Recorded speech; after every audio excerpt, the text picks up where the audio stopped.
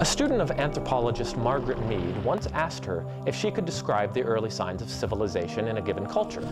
She expected Dr. Mead to respond by saying clay pots, crude axes, and grinding stones. However, Dr. Mead said, a healed femur, a human thigh bone. She went on to say that a healed femur indicated that someone cared. Someone had to do the injured person's hunting and gathering until the leg healed. Therefore, compassion is the first sign of civilization. I think compassion has two roles at least.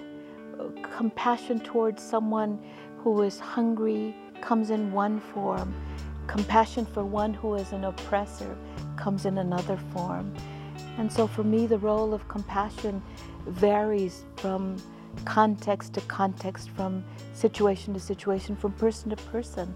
And so for the one who is hungry physically, I want to feed them and encourage others to do likewise, knowing that in that act of feeding, it's not just giving, it's also receiving.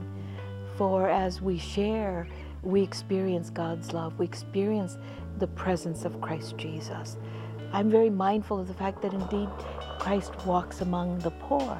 And so compassion in that situation is being open to seeing the face of Christ and receiving the blessing of being in communion with someone who hungers, but who probably knows God in very deep and profound ways.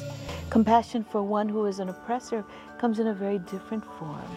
It's challenging them to break away from their sin and be made well. It's encouraging them to leave behind that which is neither good for them nor for others. And so it comes in a very different way. It's holding that person accountable in love.